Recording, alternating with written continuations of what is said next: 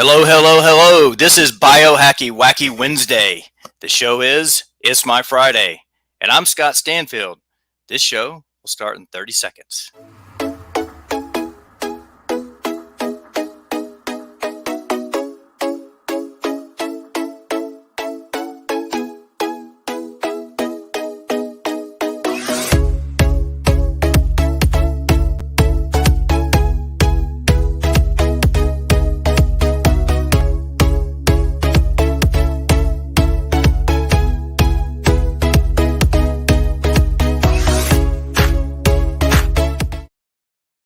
Good morning, good morning, good morning, good morning.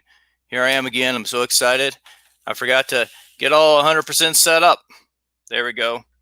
My apologies. Welcome to It's My Friday. Welcome to the people who are listening on and watching on LinkedIn, Facebook, or if you happen to be on YouTube. We are live on all three of those right now. Now today I came up with this Biohacky Wacky Wednesday. Initially, it started just Wacky Wednesday, and it's the same theme. I'm still going to share all the things that are that I do to test on myself, right? Like for instance, last week I talked about coffee enemas, which ended up, and I don't want to lose anybody here, so I'm not going to go back and really cover that. But there's things like, like this Jazzercise that my wife and I bought and worked out really good for me, but not so good for my wife. So we'll do that. And 1 week coming up on a Wednesday. And but today, I'm starting with the big hits here. I'm starting with the things that have made the most positive impact on me. And again, this is what works for me. And if you're not in the same situation I was, then this may not work as good for you. But that's just where I'm going to start. So, of all the self-tests, the biohacks, the detoxes, the food, the fasting, right?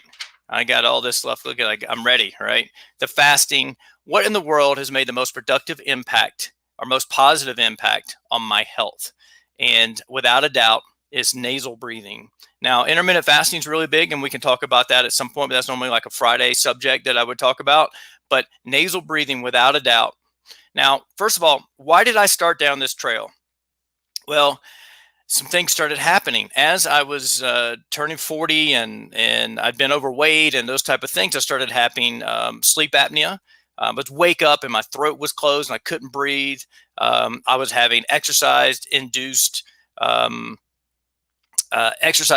asthma attacks. I was pushing myself. I was really trying to come up with this workout program where you would do as many burpees as you could in 10 minutes, just try to really condense this down. And got to the point where my cardio system really could not keep up with my muscles. And it was really just like this really crazy thing that was happening. And so I'm going to tell you the one thing that really helped me train my body to breathe through my nose. And I'm going to get to that in a second, but I want to build this up a little bit. And so I was snoring, I had sleep apnea, I had exercise-induced asthma, maybe developing adult asthma. I was struggling with my breathing, and I was doing different types of breathing exercises, and I still do them today. Now, I didn't do them. I still do them every morning. I do breathing exercises. I start with a Wim Hof style breathing exercise, and then I kind of like create my own thing through the day where I can shift breathing into manual, and I do like a balanced breath or shift into neutral really, and do this 4x4 box breath. A stimulating breath, Wim Hof style breath. And then I also have this relaxing breath where I do the 4-7-8 by Dr. Wheel. So I have these 3 different categories of breathing that I do. I even bought in the beginning, I bought this breathing trainer, this muscle trainer, and it has this apparatus, right, that it looks like a snorkel, right, and you put in your mouth. So you're actually you have tension, or restriction when you inhale. It goes all the way down to 1 millimeter. I don't know if you can see that or not, but 1 millimeter. And we turn that. And you can't, but without restriction on the exhale. So it's just inhale. This had some benefits to it, and I still use it, especially when I came back to high altitude from California. I was in California for 9 months, and I came back and I really worked on building the strength of my lungs.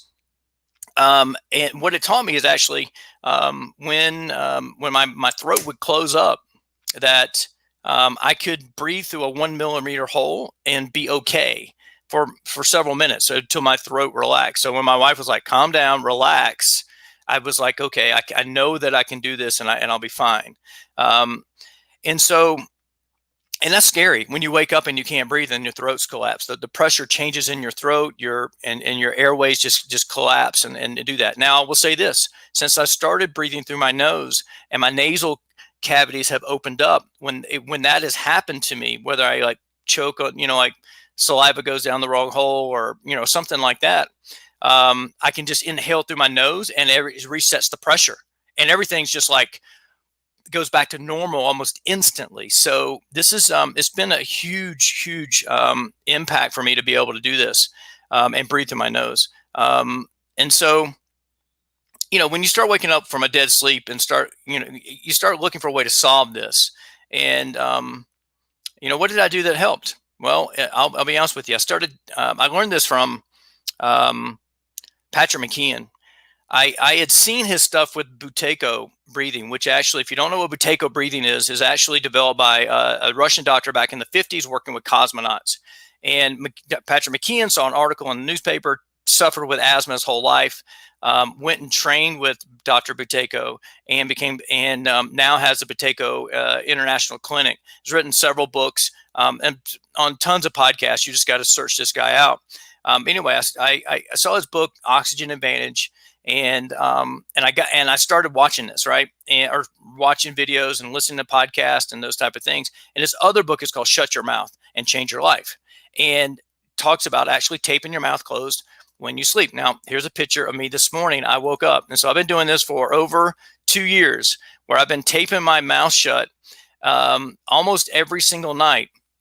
And my wife loves this, by the way. And I use this actual product here. I use Somnifix. Now, I am an affiliate for the company. I'll put links in the show notes here, and so you can get some strips your own with a 10% discount. And I literally have this on subscription, and they come in, and you get 28 mouth strips there. I use them. I use them, like I said, religiously every night. As much as I possibly can. There's been times like during COVID where shipping got slowed and I had to go without, and I found myself kind of laying there holding my mouth shut, right? So subconsciously doing that. But anyway, let's circle back to Patrick McKeon, right? So I started doing this just over 2 years ago. He's been doing it every night for 25 years. And there's other ways that you can do this by using surgical tape and those type of things. And but let's back up for a second. This is I'm going to read a little bit from the Jammer, which is this 100-day longevity primer that Malia and I are writing. And of the 8 pillars of being a modern longevitarian, breath is number 2, mindset's number 1, breath's number 2. And this is what I wrote. There are 3 major points when it comes to your breath, to you and your breath, and your genetic expression. The first is nasal breathing. The second is all breathing should not be automatic, which is what I talked about shifting into manual. And third, if you're not breathing properly while you're sleeping, your health will be screwed from the start. Now, their studies show that over 71% of American adults and over 50% of our children are in fact mouth breathers. Wow, think about that. 70% of adults, 50% of our children are all breathing through their mouth and not using the 30 plus functions that our nose was designed to benefit our health, right? This is the next thing I wrote. In a perfect world, the hole that you inhale air into your lungs would not matter. That's not the case. Your nose is responsible for about 30 functions. This is according to Dr. Maurice Cottle, who founded the American Rhinologic Society in 1954. Excuse me. We have all heard of the nose filters and humidifies the air we breathe, but there's so much more. Did you know that the nose releases nitric oxide and signals the nervous system to either operate in rest, relax, or your parasympathetic nervous system? Mouth breathing signals your nervous system to be in fight or flight or sympathetic. So 71% of adults are signaling their nervous system to be in a stressed state all day, all night long. Okay, that's crazy, right? Talking about genetic expression. What is it you telling your genes by breathing through your mouth 71% of us. It's funny when people wear their mask down here and their nose, right? And people all worried about it. 71% of the people are just breathing through their mouth anyway, so they're filtering their air anyway. So it's not a big deal. So don't worry about those people who have it down. You have their nose exposed. So all right, let's see, what else did I say? This causes a weakened immune system and chronic disease. This should be enough to run down to the garage, grab a roll of duct tape to shutter your pie hole to tap in the benefits of diaphragmatic nasal breathing, right? Now, it's a crazy thing. We sleep for about a third of our life, right? There's 24 hours a day, right? You divide that by 3, 8 hours you're sleeping. And if you're breathing through your mouth, right, through that 1/3 of your life, right? And plus when you're exercising too hard because you're not understand zone 2 training or any of those type of things, or not focused, making yourself, breathe through your nose. Do you know that back to the Spartans, actually, they would, one of the greatest warrior culture of our time, perhaps, they actually had these where people would run with in training with holding water in their mouth, right? So they would force them to breathe through their nose, right? So even back then, nasal breathing was understood to be super, super important.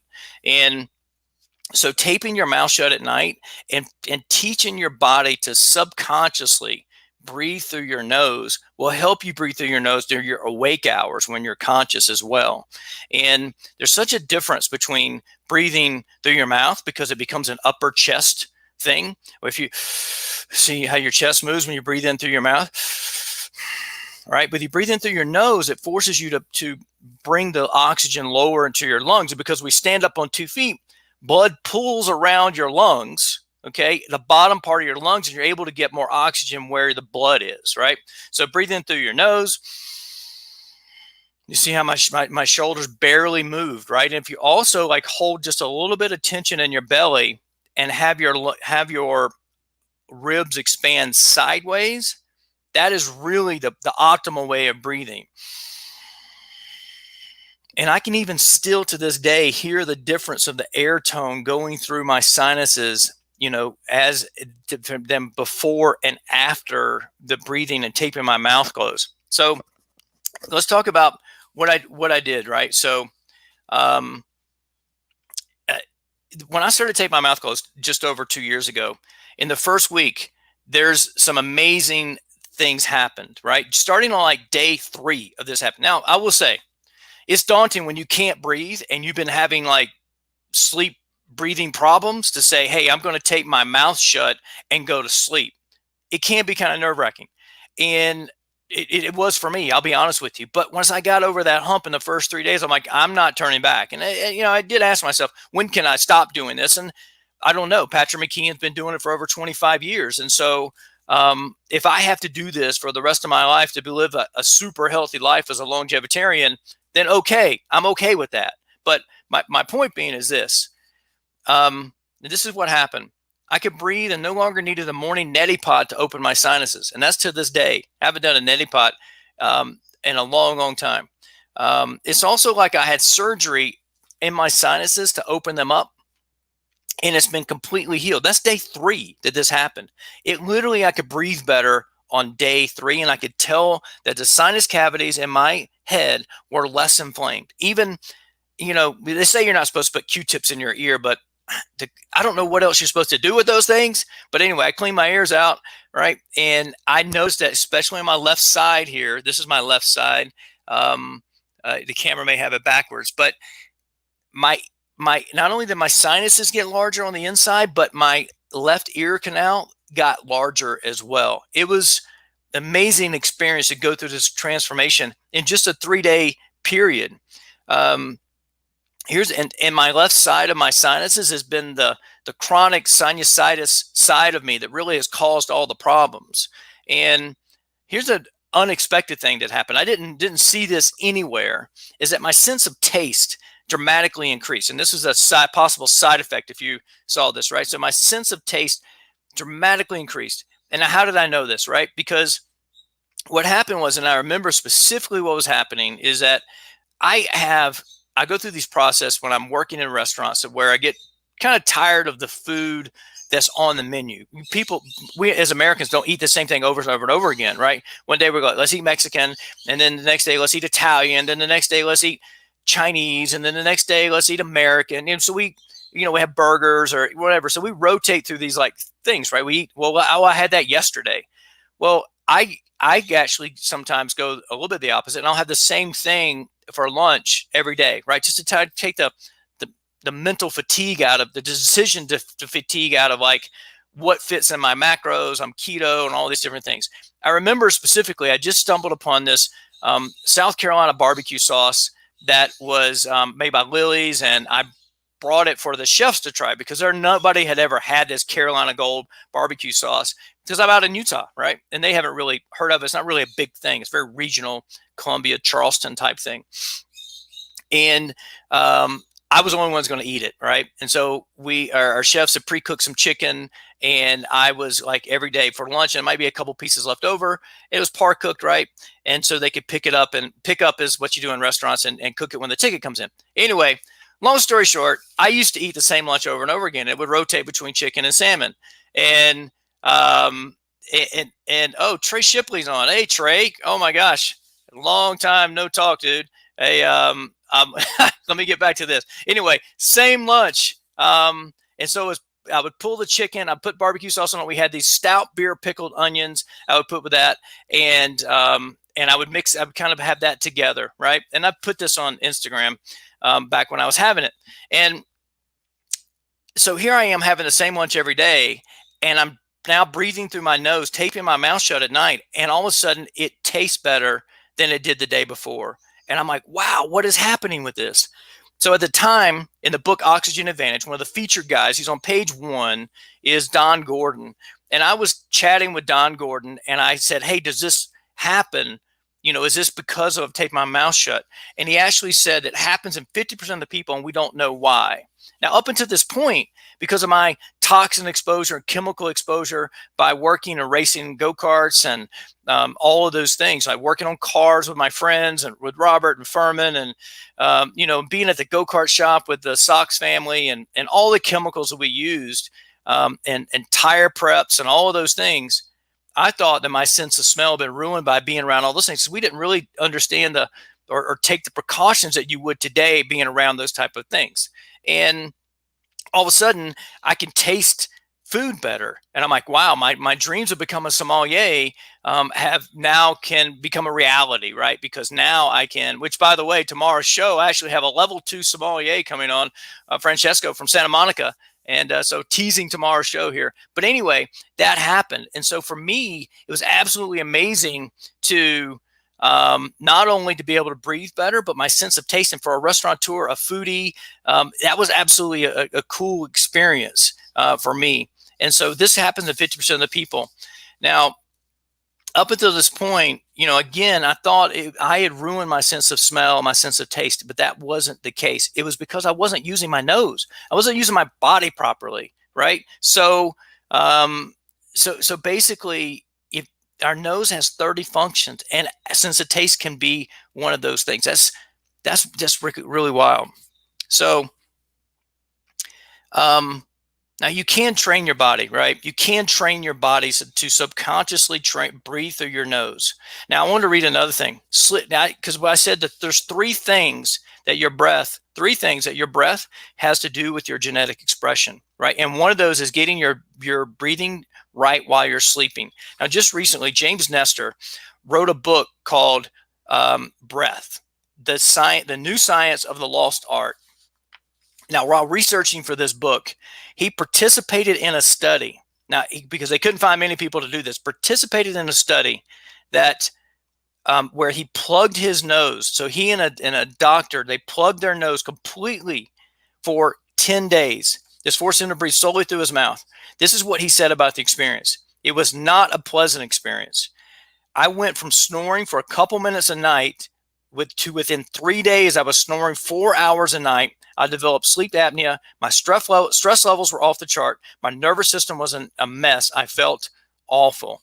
Now, I just watched him. He came back on Impact Theory with Tom Bilyeu yesterday, and he's actually talking about the de-evolution of our species because we're eating softer foods. We're not chewing. So maybe the jaws are sized, maybe something that helped with this, but all my stuff's developed, right? But for our children who are eating softer foods, they're not chewing. So it's actually, everything is not developing right in their skull. And actually their palate is, their upper part of their mouth is pushing into their sinuses.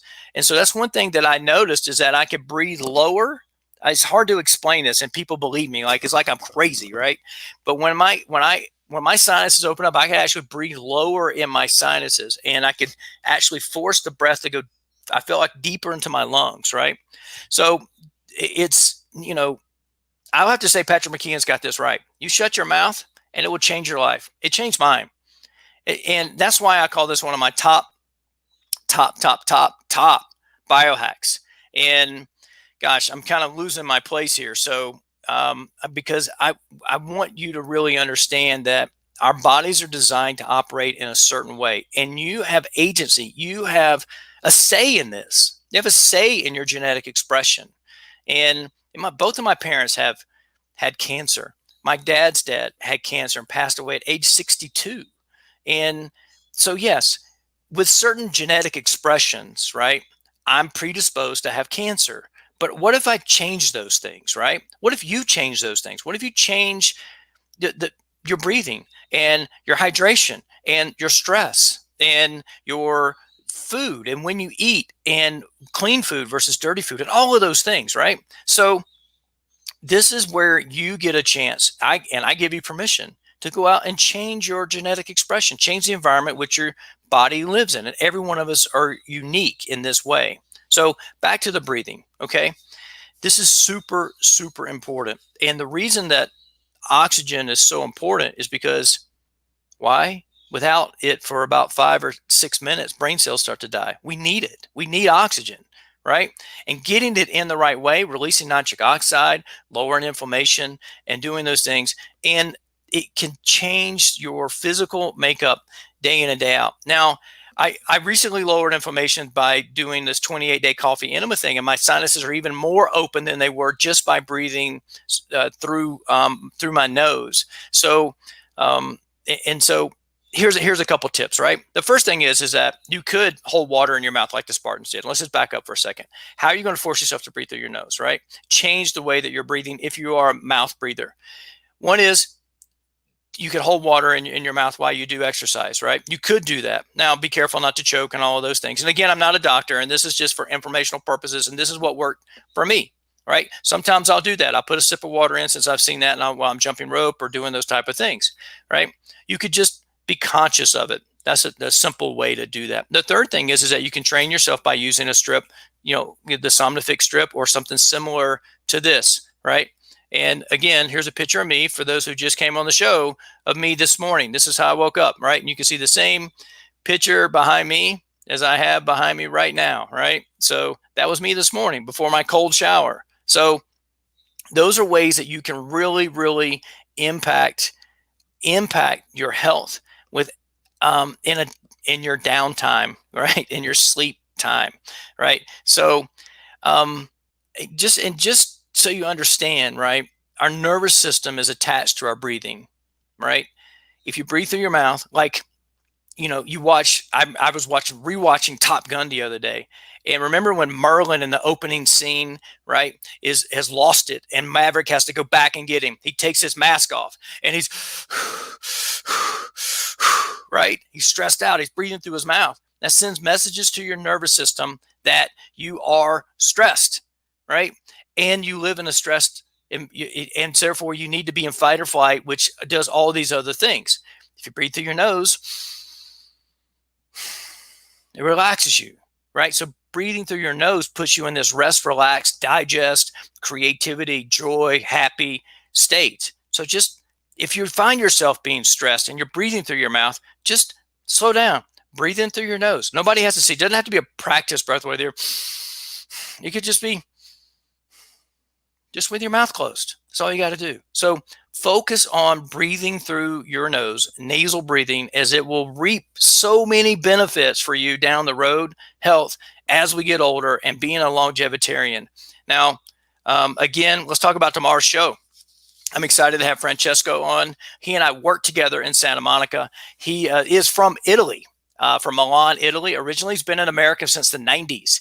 And I don't know what we're going to talk about. We haven't got to that point yet, but we really enjoy working together. We became great friends. And I think I convinced an Italian to be on the keto diet for a bit. So that's kind of a weird thing. So we can talk about that, his experience of giving up pizza and pasta, and see how that goes. But so I'm excited for that. So again, my top biohacky wacky Wednesday tip is nasal breathing. If you got any questions, um, feel free to shoot me a comment or ask me, send me a message on Messenger and Facebook or in LinkedIn.